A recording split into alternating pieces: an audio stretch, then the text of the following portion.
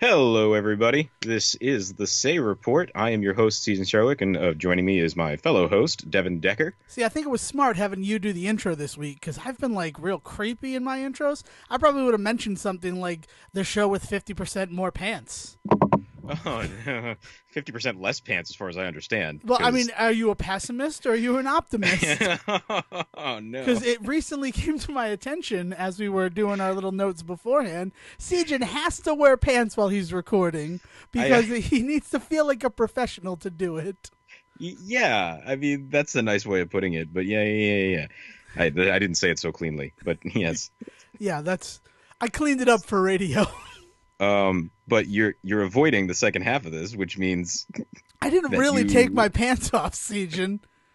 That's the best part about being audio. We don't need to tell people, oh, I should have leaned into the skin, huh? I should have yes-anded you. No, it's fine. We can eject from that bit. I'm Devon done talking Decker, about you with Devon no pants on. Decker. My improv style is the no but. No, but oh God, there are two kinds of people in the world. Um, so Devin, why don't we get the ball rolling with what did you do this week? What did I do this week? Well, they played Smokey and the Bandit at TCM. That was a TCM Big Screen Classic. Was the TCM of Smokey and the Bandit, and Yeah. now I am convinced that I want to do the Bandit's run from Smokey and the Bandit. So I'm gonna drive. Wait. Yeah. Explain what is the So Bandits so run? what I've been planning. It's not set on paper yet. I need to make the bookings and everything. But what I'm gonna do, because I saw the movie on Sunday, right? I didn't bring it up on Monday because on Sunday there were some bad people in there. The screen itself had some problems. But then on Wednesday they showed it again, and I have the TCM big screen cards, so Oh, I've already paid to see all of these TCM movies at the theater in okay. advance. But Okay. then they're like, because there were problems, we're giving you a voucher to see another movie for free. So I'm like, oh, cool. But I only really go to see these TCM things. Like, I don't live close enough to a Regal Cinema that I'd see any movie there. Right. You're going for special occasions. Exactly. Right. So I decide, I'll use it for Smokey and the Bandit again, and use it how they want me to, have that experience over, because the experience was the problem, Oh, how very not the thoughtful of theater. you. Yeah, right. Thinking of So I your figured I'd do corporate that. overlords. Yeah, But yeah, then, yeah. but I also got to go to. There are two Regal cinemas equidistant from my house, Oh, so I okay. usually go to the other one because that's what I'm familiar with because it's closer to where I work. That one, they're not equidistant from home. I mean, from work. So I usually hit that one up. But I'm like, you know what? I'll go to this other one, right? Because if I'm leaving from my house, maybe I'll have options. It totally used to be a showcase cinema. Like, there's no doubt in my mind Yeah. that it used to Definitely be have able that to. look about it. Like when you Yeah. see a building that used to be a Burger King, and you're just like, that laundromat. I know what you used to Right, you're be. talking exterior, but then you go interior, and you're like, Oh yeah. "Wow, these are the colors. That's the bathroom sign." Like, Oh no. So they just didn't change anything. They they just didn't bought the really. building They're and just slapped the like, name "Ah, on we it. just Yeah. slapped Regal on the front." I mean, if you're a movie theater and you buy a movie theater, what the fuck are you gonna do? Well, also, they may have been a movie theater, and they just decided to switch franchises. Like, we already Right. have this, but we're switching franchises because we're not making money with Showcase, Mm. so we don't really have money for renovations. So that was an interesting thing, but it was also like auditorium style, not stadium style. So it was kind of cool. Like, that's how people would have watched Smokey and the Bandit before. And watching Yeah. it that second time within 4 days, I realized I loved the film. Like, I really just loved the film. But also, unlike most movies, it's a road trip film, but it's not like it takes them 7 days to go 4 miles. Right. It took you guys 4 days to get here? We're 3 miles from New York. Like, I hate that in movies. And, like, It's so good. It's so good. I love it. Let's go on this road trip, and it's going to take us weeks for us to go one state away. Especially because we grew up in Rhode Island, so it was like, hey, we're going to go over this one state away, and you were just like, oh, this movie will be over in 20 minutes then. yeah. Exactly. Yeah. Also, if you drive through Pennsylvania, you drive through essentially 16 Rhode Islands.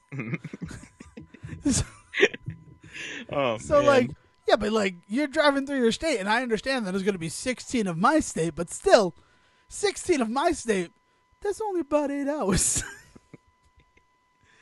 So you went on your own little bandit run. So I haven't gone on my own little bandit run yet, but I am Oh. planning to go from Atlanta to Texarkana and back. That's probably going to be in July. So you'll have with a more of trunk that. full of cores, right? Like you have to do it with a trunk full Yeah, of I have to cores buy a trunk full of cores while I'm in Texarkana. and then bring it back. There you And go. then bring it back to Atlanta. And then I guess I'll give it to the homeless. Oh Beer God, for the there you go. homeless. So I wonder, is that one of those weird things that might still be illegal, actually, as we sit here Yeah, like promoting that's, this that's idea? the thing I was actually just thinking of. I would imagine so, because the only reason that it was illegal is because the pasteurization process used in cores, they Hmm. felt that it wouldn't stay like safe to consume if it traveled east of Texas, because it would just Oh, take too long. yeah, So it but was that can't really be the more of a case health for it. thing. Now we got reefer trucks, and you'll be able to keep it cold.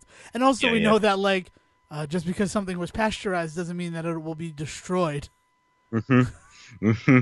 Yeah, yeah, yeah. All right, man. Well, okay. So that's what I'm Be doing. careful because and get a car to lead you so that you don't have to worry about. No, I'll be the blocker car for Oh, okay. myself. Okay. We'll pull a Johnny Dangerously and just rip off a bunch of wallpaper. Oh Different man. car. But yeah, so that's what I planned. But then in preparation for that, since I'd be in the car for 28 hours, this past weekend I did a 28-hour stream of A Link to the Past, the Mm. third Legend of Zelda from Super Nintendo. Because you had to clarify that. Thank you. I just want to make sure, what if someone who listens doesn't know what that is? I had a conversation with someone who didn't know anything about Link to the Past today. Oh, So that was an interesting moment for me. I guess, yeah, no, you were one when that came out. Yeah, that makes sense that you wouldn't know what it is. yeah. I was gonna say you were either talking to a child or alien life. What were you talking to? I was talking to someone in their 20s, Sejohn, Oh, oh, oh. right? Not a Upsetting. child, but look from our grizzled perspective. When I was 7, we played The Legend of Zelda. Oh God. Oh It's man. like your It's just. doctor. No, that's my Link. Ocarina is my Link. Oh God. Sorry. But so yeah, I did 28 hours. So it wasn't just like the regular game. This character out there on the net, Wizrobe ZC, he does ROM hacks of The Legend of Zelda that add in new mechanics or just move everything around. So it was 6 of his seeds that we played over the 28 hours. Hmm. All right, man. And I am happy to report because, I don't know, let's take your perspective on this. If you're running 6 different races, right? Yeah. Would you talk about, in each of those as a separate event for the Wizathon? Or would the whole event, you need to take into account to say how you did? Oh. Like- No, like- I would want to know how you did individually, I guess, if All that's right. what you're asking. Well, the reason why I ask is because I'd like to say that I got a bronze medal because in the 5th race, it was like a little speed race, and I finished in 3rd place. Oh. But in other events, I got 13th place or 18th place, but in the one where time was the factor, 3rd place. Nice. Yeah. Oh man. Also humble brag because I got 3rd place in the little event. Yeah, man. No, that's awesome. You should totally brag about that. Yeah. That's fantastic. So what exactly by timed event, how is it structured? So the way that they did it was each one of the seeds of the game, a certain amount of time was given. So there had been a bunch of planning before. I had actually been involved in the discussion on how long you think you should give a seed to people. Should we Okay. go off of, because the people who are playing are mostly speedrunners, right? It's not going to be Right. a lot of people who don't know the game who are willingly playing a game that has chunks of it changed around. Exactly. Anybody that's played it knows what they're getting into. Yeah. So, yeah. So he's like, should we go off of speedrunner times or should we go off of casual times? And I'm like, all right, whatever the speedrunner time is, wouldn't it just be smart to add 3 hours to? Because then you also need to fill 24 hours with 6 games, right? Right. So you want to make sure that easily each one should have 4 hours, but if there's one that's short, you'll be able to use those extra hours. So that's the mini. The mini we had an hour to do, and then those extra hours were chunked out. So 4 hours was about the length, and for that 4-hour block, everybody who was involved played the same ROM hack. Okay. So the first So everybody's event, playing the exact same. Okay. exactly. Yeah, yeah. So the first event, I did not finish because it came time to switch over, and I just abandoned it and started the next game as the time came up. Cool. So there is the ability to DNF. Yeah. You can just get the fuck out. All right. Yeah, Cool. exactly. I mean, and really, the only reason that happened, I feel, is because the event started about an hour late. So we still were going for the end of that 4-hour block. Mm-hmm. Because I feel like I'd only been playing for 2.5 hours, and then it's like, we're switching. Oh man. So, I mean, like, it's fine. The one that really hurt was I was, like, in Ganon's tower during the third event, and my house lost power. Oh no. Like, and it was just like a blink, everything reset in the house. So it was like a total brownout or blackout situation. Yeah. But that don't matter. Like, it kicked me from the server that I was logged into, invalidated my whole time. Like, so that was fun. So I have 2 did not finishes in my Olympic career playing Zelda. But, you know, it was an interesting time. And I think cool. it made me think about, like, modern video games a little bit and how much they hold your hand, which I didn't think I was going to learn anything from that. But there were people legitimately upset that things that solved the game were not giving in the pregame briefing. Like 5 to 10 minutes before each ROM, he would explain that he's like, all right, so in this game, you want to use the mirror as soon as you get it so that you learn the mechanic that it has. Or in this next ROM, make sure you read the descriptions when you pick up the lamp, the book, and one other item. I don't remember what the last item is. Yeah, but I mean, even this already sounds like a handicap, like a major handicap. Right. Like So letting you guys know that even this. Yeah, exactly. Where, like, because if you just, that's even more than he gives, because there's a README with each of them, because you can just download these up in the world.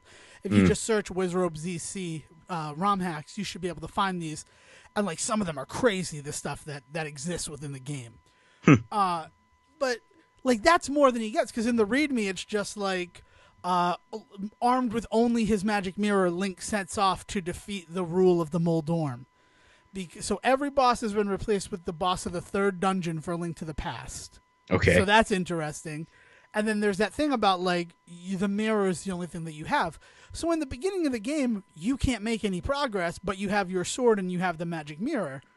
So, like, you're supposed to, like, play around with the game to figure out what happens when you use the magic mirror. Right. And the way that the mechanic is changed is usually it only takes you from the dark world to the light world, but every time you use the mirror, you switch worlds. So, like, it feels like you can't get anywhere, but in the dark world, you can. Yeah, because now you're suddenly ready to. Okay. Yeah. Oh man, that's well, yeah. So like, essentially, like in true Zelda fashion, if you just sat with the game for a bit, you would figure that out eventually. But they are giving that to you up front, so that you're aware of that little stuff beforehand. Like, yeah. Because he's like, I feel happy about my time on this one, where like ether was the only item that you had for most of the game. Okay. Because like Ooh, the first time that like one of the people played it, he's like, yeah, he was like at like 7-8 hours clear time, and I did it yesterday in like 3. So I'm like, yeah, but that's because like I experimented with it differently than he would. Like, people were upset. Like, and then like here's the one thing that got to me is in one of the stages, like you get to a room and it looks like you can't progress, because usually in Zelda you have the gloves that allow you to pick up boulders, and picking up the boulder is how you move forward.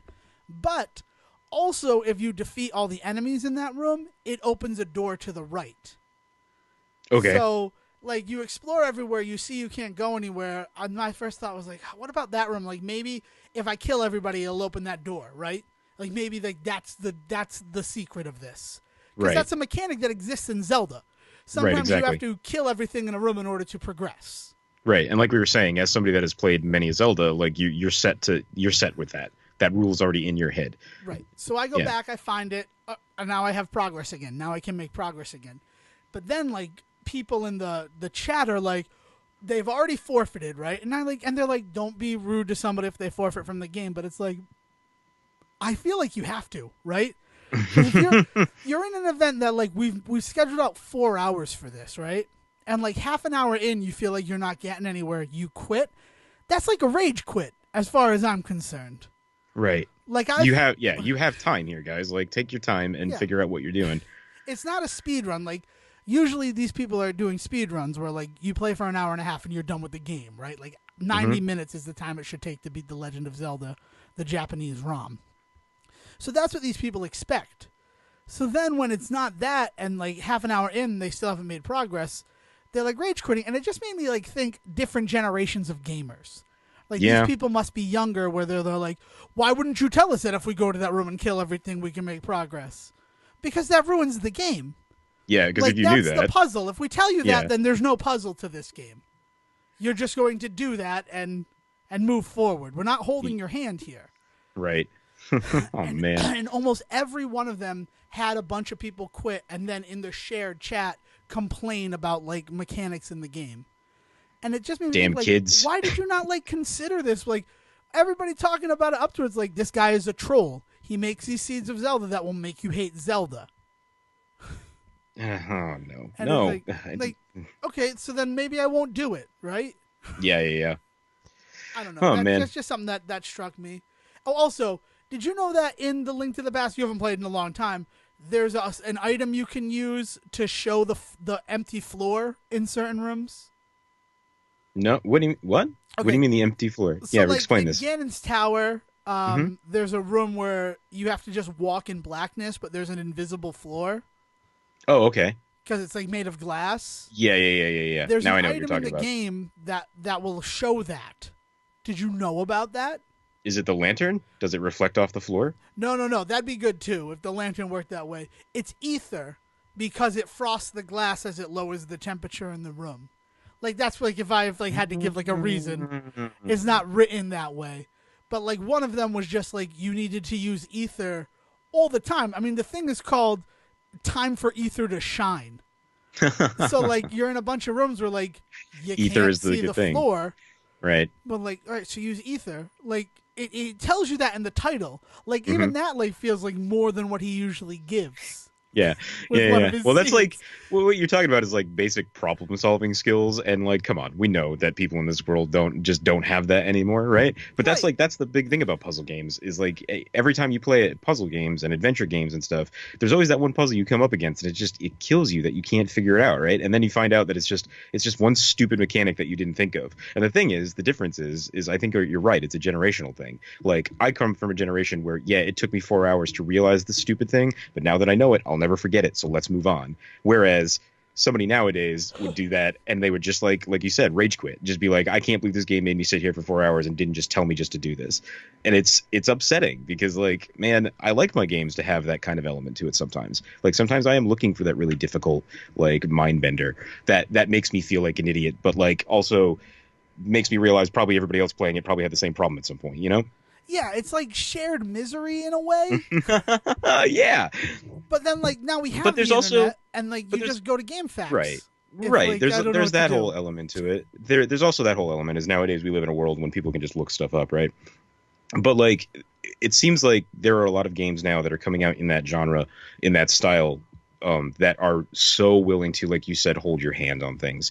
Like I've just started playing a recent puzzle game that came out on the Wii U, called like Mr. Pumpkinhead or something like that. It's something ridiculous, but it has a hint system built into it that is actually pretty liberal because all you do is you play a mini game, so there's like no limit to the amount of hints you can get. As long as you can play the mini game, you can get the hint, and the mini game is atrociously easy. So like I just every time I get stuck, there's no hesitation for me to just hit that hint button and like play that mini game, and then it basically tells you how to get to the end of whatever level you're looking at, and then you're just like, thanks for all that info.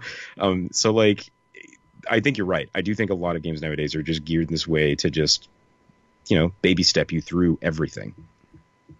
And I guess I just wasn't expecting that, and that was the surprise to me. I thought it would be like-minded people who like, I'm going to solve this problem on my own. Yeah. And then Yeah. But I think that like one of the other things you have to consider is there are probably a lot of people out there that do feel that way, but they are just not the overlap between those kinds of people that understand those things and get involved in these kinds of events is not as big as it could be. yeah, You know what I mean? You're right about that. And I guess I just assumed that like all the other people playing it were of a similar mindset because like they grew up in the same level of gaming as me, right? Like the Yeah. same generation of gaming. Yeah. Where I got freaking stuck in Final Fantasy IV, and now I'm level 40, and everything is falling really easy. I don't know. It was just interesting to learn. Like there was one, Yeah. I made no progress until the 2-hour mark, and then I finished the rest of the game in an hour and a half. Like, and I'm like, I wish that it took me less time to figure out what had stumped me.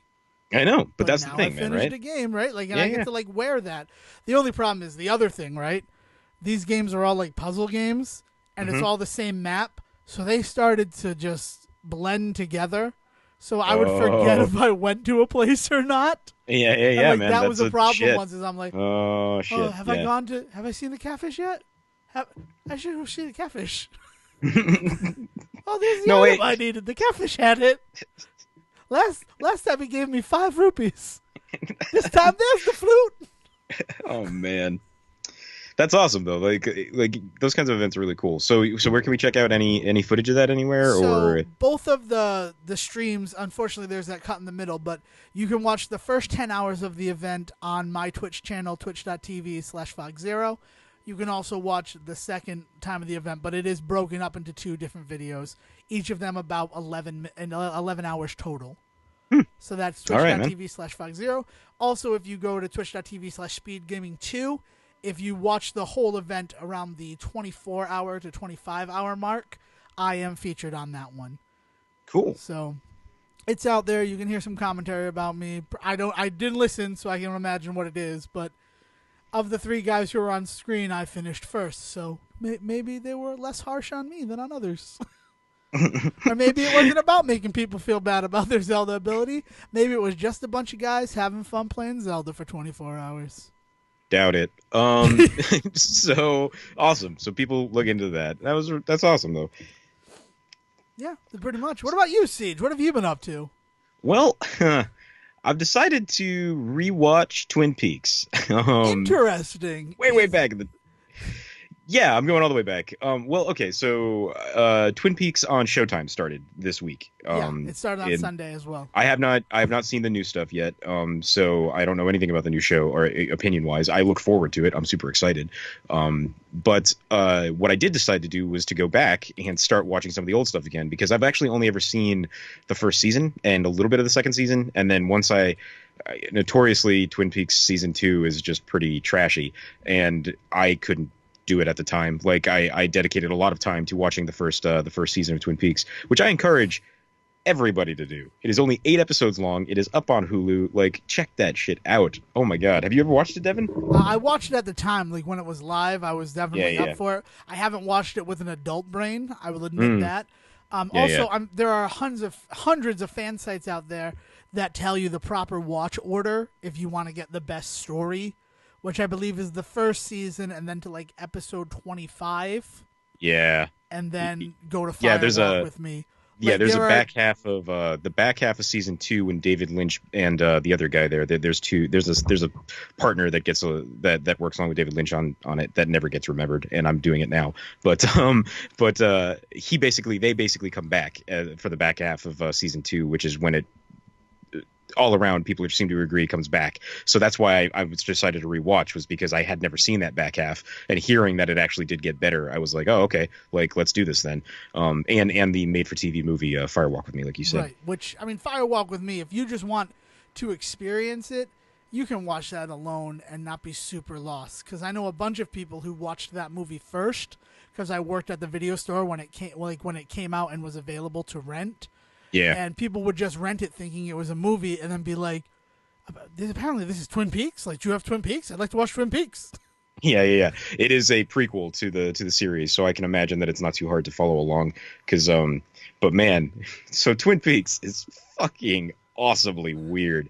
And one of the things that I noticed this time, I've been Facebooking and tweeting about this, so stop me if you heard this, but there's so much more comedy this time around that I just didn't pick up on the first time I watched. Like, I always knew it was like awkwardly funny because things are a little off, so like you just kind of like giggle at some weird stuff that happens, but there's some straight up hilarious moments in this show that I just didn't pick up on the first time I was watching, like in some of the soap opera style like acting moments and things like that, and the way that like people just lose their shit, specifically the specifically the boyfriend who has the military father. He is hilarious in some of the ways that he just goes from like just being so fucking upset and invoiced to just screaming his fucking eyes out. It's amazing. Like, he just loses his shit in so many minutes and moments, and it's beautiful to watch. So like I've been rewatching some of the Twin Peaks early stuff to just kind of remember, that world. But now I feel like I'm just going to watch the whole series again because I don't have a reason not to. It's available, Um, right? Like it's yeah, the well, same as far Hulu. as You can see everything. I mean, it is available to me. I don't know if I might be paying for Showtime. I don't think I am. I don't know. Hulu got me once with like a bunch of free stuff when they first started up and I was a student. So they were like, "Hey, student, here, have free Hulu with no commercials. Oh, by the way, we're starting Showtime next month, so why don't you get 3 weeks of Showtime as well?" And then like since then, I have tried to cancel as much of it as I can because I don't really need all that extra crap and I don't want to be paying for it. But I don't know if I've like misplaced anything. So I'm pretty sure it's on Hulu is the moral of that story. So if you have Hulu, check out Twin Peaks. Yeah, Because it that's is what I was good. doing Like this week. even like I remember as a child really enjoying it, and Yeah, and probably there's not like geared towards my age range. But my parents they let me watch pretty much anything until I turned well, 13. and there's such a uniqueness to it. And I know like that's like an obvious thing to say, but like they just don't make television like it like ever Yeah, and a anymore. show No. like that would never exist anymore. Yeah. Like it would It never would be a get Netflix show and or like the second season would have been canceled like instantly. 5-6 episodes in. Yeah. Like there's no way that if the second season were suffering the way that the Twin Peaks second season did suffer, that they would keep it on the air. Yeah. But then like Um, also you think of that like Seinfeld, that would never have lasted.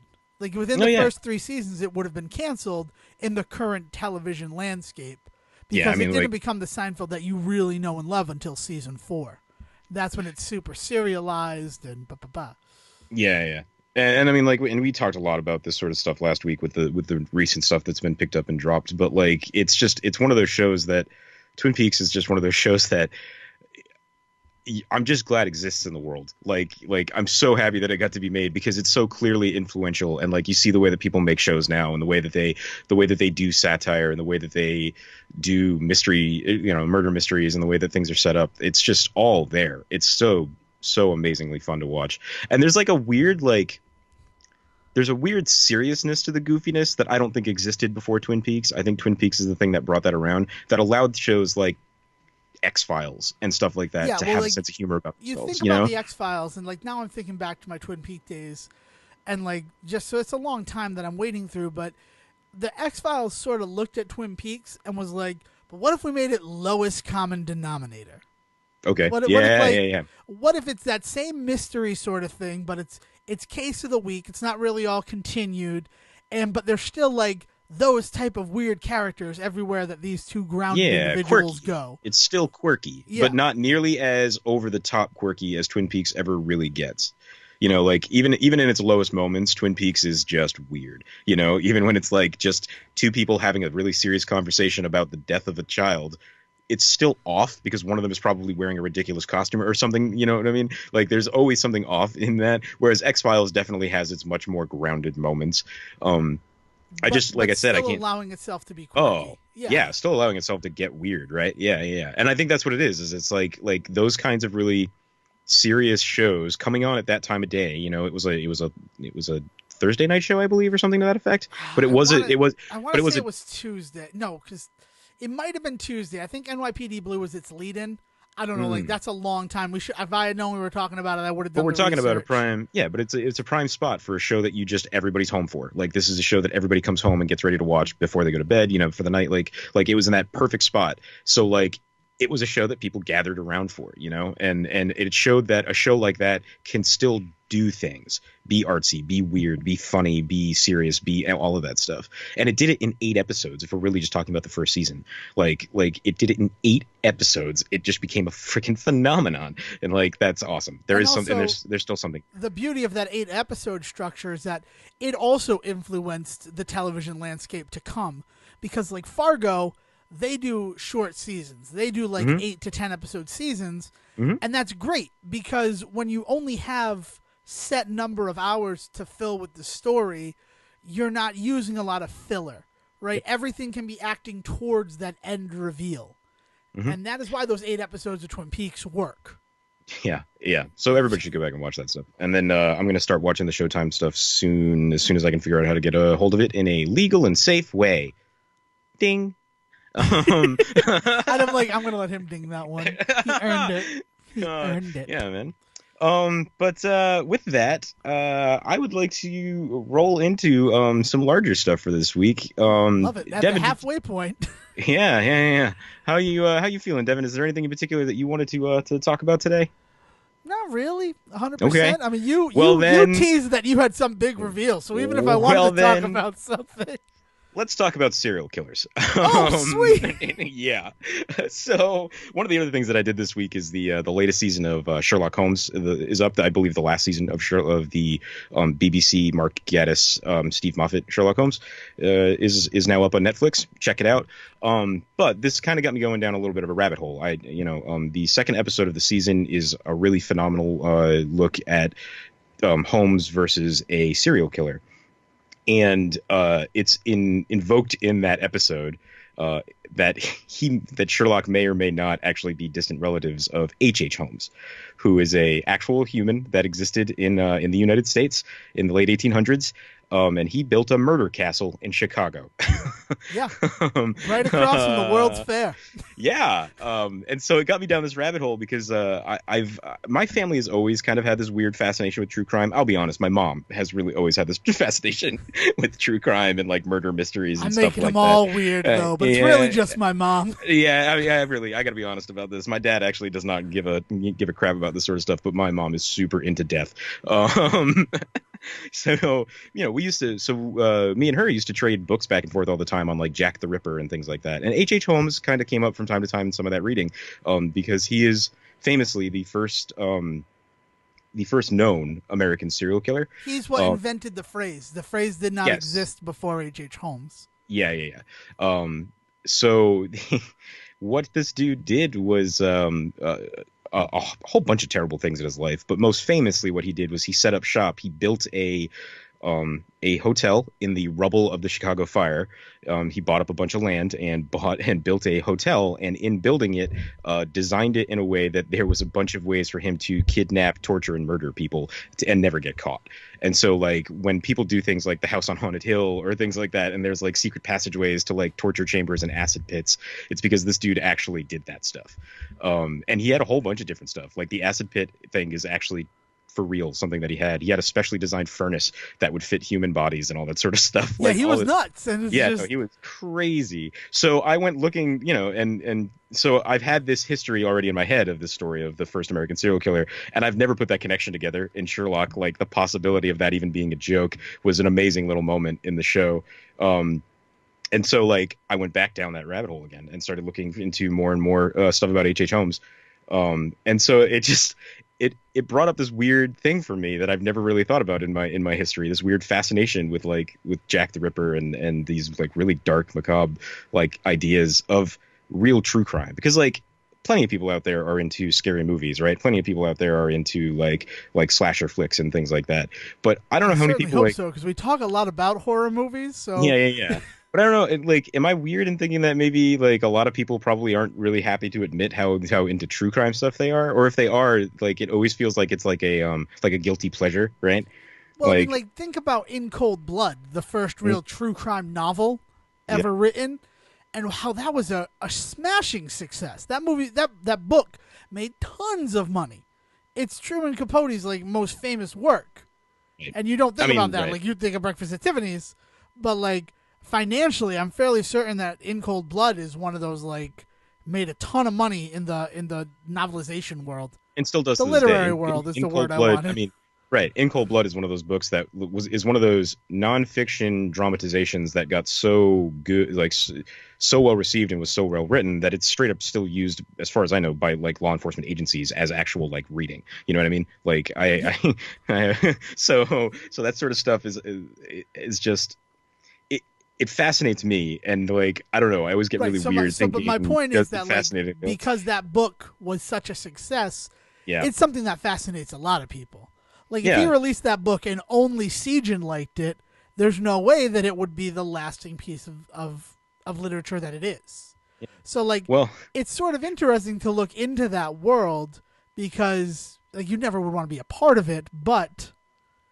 but we're also interested in it, right? Like we're also in it. In fact, like I was just straight up I've been reading the Sandman omnibuses that they've been putting out, the Absolute Sandmans that they've been releasing, and those really nice hardcovers. Hmm. And in the very first one, there's an entire 3-issue arc that is all about this convention of serial killers getting together and like trade stories. So like even back in like the 80s, and you know, like this has been something that's apparently been in my life since I was a child. Like this weird like thing, this macabre idea just kind of floating in the background. And I don't know, man. Like I Well, it's a I macabre idea floating in the the background of society as well. yeah. Because a lot of the times when you see like the serial killers, it's not like everybody knows. Like they seem like a normal person. Like H.H. Holmes built that hotel, and he got away with killing people in there for years. Yeah. Like, Yeah. But Well, he and just then seemed like a fine hotel gentleman. yeah, and like his whole story is just amazing to me because of the fact that he was, and it could have only happened at that time in the way that he did things. Like he got away with so much by luck. Like he started off by possibly killing the pharmacist that he worked for, and then basically just still running the shop and getting to run it and making a bunch of money that way because he like offed the guy and then just decided to take over the business. And then he used the business to like make a bunch of money so that when the fire happened, he was like, oh, well, now I can build my glorious murder castle that I've been dreaming about all my life. And then did it, killed a bunch of people there. And then when they started to get close to him there, he just decided, well, I'm going to spend the rest of my days just going on a murder spree all over the place. And then he got on a train and killed like 8 more people while he was just traveling on the rails. It's this really weird, like, how could nobody could ever do that nowadays? It's like nobody would get away with that, Yeah, right? Right? But the other thing about that is because of him is one of the reasons why nobody could ever get away with it now. Yeah.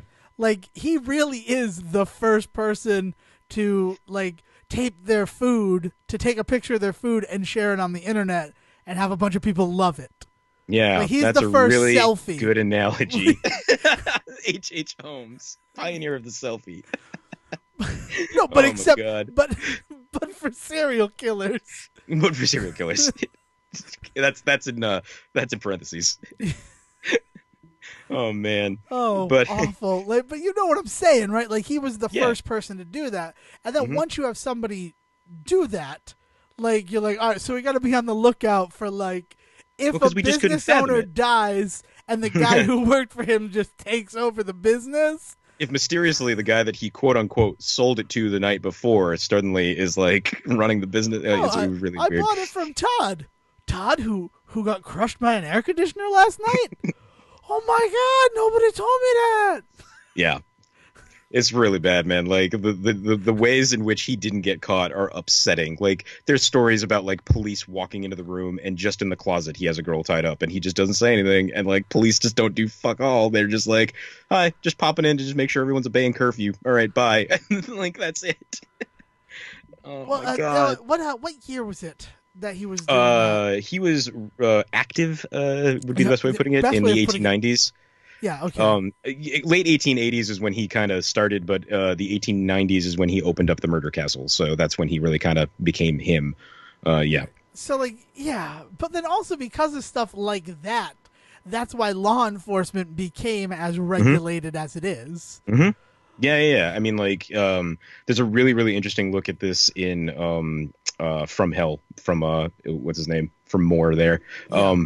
And even the movie is actually halfway decent as well with Johnny Depp and Ian Holm. Mhm. But the way that whole thing is about him using new techniques and new disciplines in order to try and solve like murders and stuff like that, and the way that it's just super fascinating. And like so that also might explain partly why my mother and I are so into that time period. Is not necessarily the fact that like all of this terrible stuff was happening murder wise, but also like the people figuring out how to solve this stuff at a time when they just didn't have jack shit of understanding of what was going on.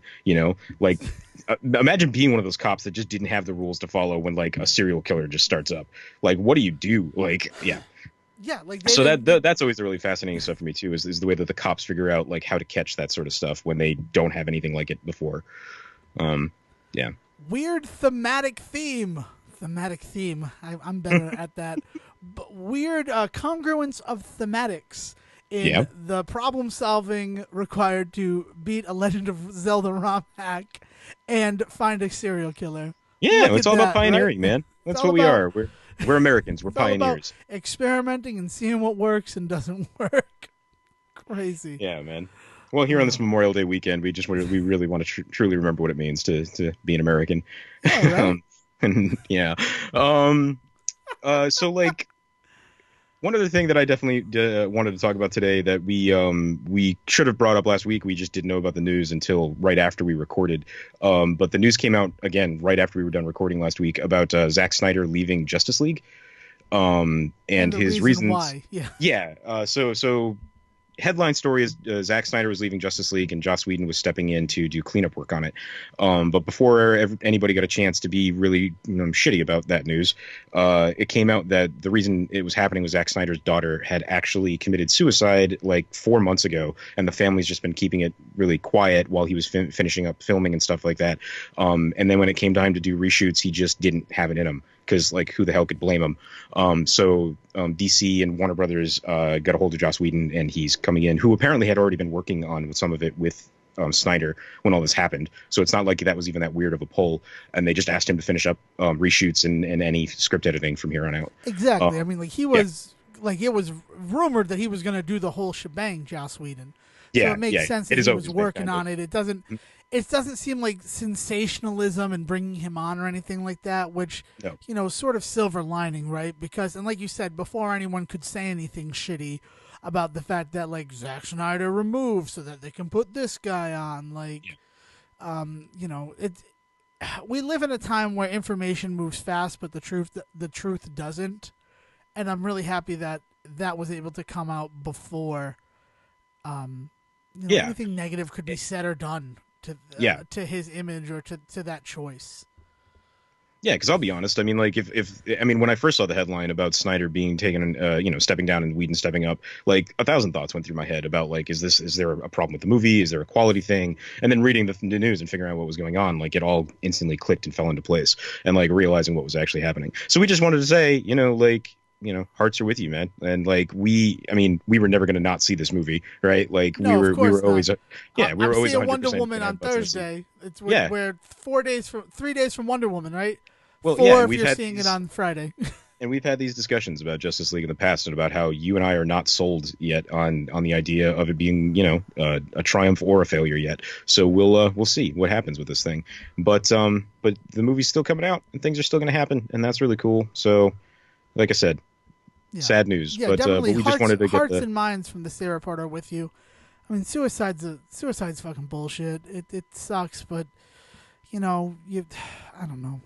yeah, I know. It's Like, what else just can you like say one at of those that point? things. It's like, Well, and it sucks when it happens on such a public stage to a guy that is such a target. Like, I mean, Yeah. like I said, like even when I first heard the news, there was a lot of thoughts in my head about Zack Snyder and my personal feelings on like what he does as an artist, but none of that reflects on like what we feel about him as a person, right? Like exactly, and you can't like that's the biggest thing, right? Is that like, thank God for the compassion of the internet in a weird way, right? right? Where like, Yeah. because The compassion of strangers, the weird amount of like anonymity that you have, and the fact that people can actually be kind of actually like, heartwarming like, sometimes. Thank people you. still could have targeted him, and Mhm. the fact that they didn't, like, that shows a real maturity that lately with some of the things that have been going on in our world and society, I thought what had been forgotten.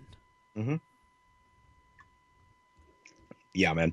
Well, don't want to end on too sad of a note. Any news that we should talk about? I would like to talk about Devon Decker's appearance on Board with Friends this week or this month. May episode, you said? Yeah, the May episode called Okay. The Networks. So Cool. it seemed real thematic with all the TV talk we were doing. Yeah, To be a yeah. part So of check it. it out. Yeah, Board with Friends, Zach Dyer, friend of the show. He did our Coyote Ugly intros. Yeah, so you can go and check out his stuff and keep up with them because they're good people over there. They're very good people. And if Anything you else like you need board games, like, we're not going to talk about board games on this show. I mean, we might, but I mean, because it's part of everything. But I don't know. Board games are not my favorite way to pass the time. I don't. Yeah, I which can't is speak why- for Sejohn, but Which is why we actually might very well talk about them because there are a couple of board games. No, like by the by, certain board games have piqued my interest over the years, but I'm not a huge gamer in terms of tabletop gaming. at all. Right. So like, but every now and then something has caught my attention, and we will definitely talk about those things for sure. So Exactly. we will not write it off Well, I because will we talk talk about about that everything. then, because this is Yeah, yeah, yeah. that's something. I played the Labyrinth board game about a Oh, week ago, and as a fan of excellent. Labyrinth and David Bowie, I thought that maybe you probably would like to hear about that.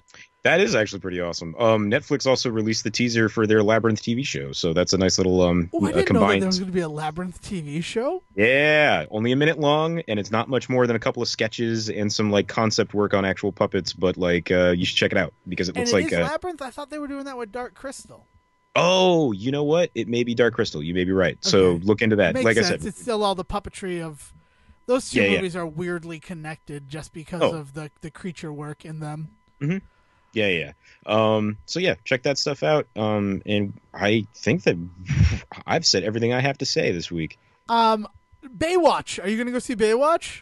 Yeah, I'm totally gonna go see Okay, Baywatch, okay. but Then I I will wanted to wait until you reserve. do it Yeah. because I saw it on Friday and I definitely recommend that you see it. I think it's worth a viewing. Is what I'm going to say.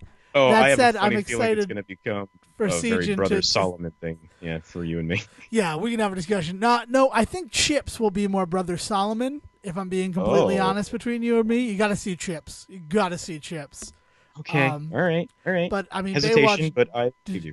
Baywatch did not do as great as they thought it would at the box office. Which is actually unfortunate. I have to see it to see if it deserves all of this or not, or if I don't know.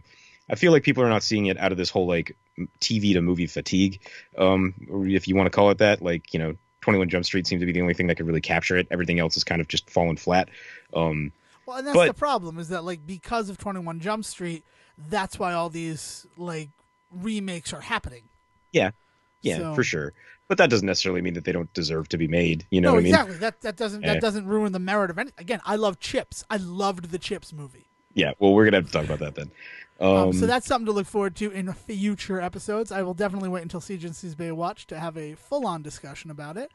Yeah. And again, we are 3 to 4 days away from Wonder Woman, depending if you're going to a midnight release or not. I will be there, and then I will Excellent. follow it up with Captain Underpants. I'm gonna see them both the same day. Oh, Captain Underpants! I forgot that was coming out. I was so focused on Wonder Woman. Yeah, So yes, that's good because I mean it's not good for me because I am in a bet that Captain Underpants will win this weekend. I don't want it to, but I just have this feeling that there really hasn't been anything great for families to take their kids to. And maybe, but I feel like Wonder Woman's going to be one of those movies where families go. exactly. I do think that that's going to be Wonder Woman's saving grace is that is that exact idea that there's actually been not much to take your kids to. Guardians came out last week, and like that was a good like possibility. But anybody that saw the first Guardians kind of knew to be wary Of content bringing their wise kids to the of second bringing their Guardians, kids yeah. to the second one, right? But Wonder Woman might be one of those ones, Iron Man, Captain America, those all are good ones to bring your kids to. Why not Wonder Woman? Exactly, and I certainly hope so. But I mean, when you also look at the DC extended universe, you need to consider the fact that I mean we're going to do a huge deep dive into it, but most of the movies have been rated R. Yeah, that's true. They have So, been like- geared much more towards adult audiences. So So yeah, it really feels not like a challenge between adult films and kids films this weekend. yeah. And All right. people are going to be hungry to see something after Baywatch's unfortunate showing. And then like Pirates of the Caribbean, I mean that made its money that it's probably going to make. Yeah, I gotta get out and see that too. Like, I actually really do enjoy those movies. I've got some Johnny Depp hangups right now that I'm feeling And weird about giving nobody much is going to to a movie. judge you for those Johnny Depp hangups. I will tell you Yeah. that. I'm not going to go see it until I see the fourth one.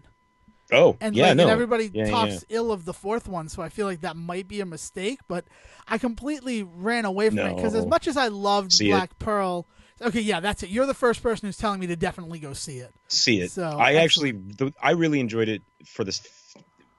It does a really good job of telling a Jack Sparrow story. Don't go in expecting a Pirates story because Pirates of the Caribbean is very much, to me, the Black Pearl and what happens in those three movies with the ship and everything like that, and and that whole group with Orlando Bloom and all of them. So like not having all of that sort of stuff, it does suffer in the fact that it wasn't like those first three movies much.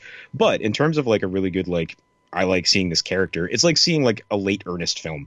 Like it's not Ernest Goes to Camp, it's not Ernest Saves Christmas, but it's Ernest. So you're Yeah, but like, you're still getting to see Ernest go to Africa or play basketball. That's fun too. You're still watching Ernest. You're still watching Jim Varney do that thing. Do this that you love character seeing that him he's do. just so comfortable in the skin of. Right, exactly. So like, in it. And not to completely downplay what Depp did with that character, but like I said, right now I'm not feeling too warm and fuzzy towards him. So, right, he's also lived in the skin of that character, so you can't look at Captain Jack Sparrow and not see Johnny Depp. Exactly. Yeah. So check out 4 for sure, and then like I do want to see 5. I'm just trying to figure out if there's a way I can do it and not have to pay $12 to see it. You know. So here's what I would recommend. I'm serious. Do you have any Red Robin around you? Yeah, I do. All right, at Red Robin, if you buy a $25 gift card, you get a free movie ticket to go see Pirates of the Caribbean 5. Oh. And you're going to spend $25 at Red Robin. Yeah, because you do a couple of burgers and a couple of drinks and you're there. So, yeah, okay. And then it's like, I mean, so like you can look at it as I get to go to Red Robin for $12 and then the other $12 is my movie ticket. Or you can look at, I got a night out at Red Robin and now I get to go see Pirates. Yeah, all right, man. Take that, Red Robin, free advertising. But that's how I ended up doing it, because again, it's like one of those that like I don't really want to give it money, but I'm at Red Robin, right? I'll buy a gift card.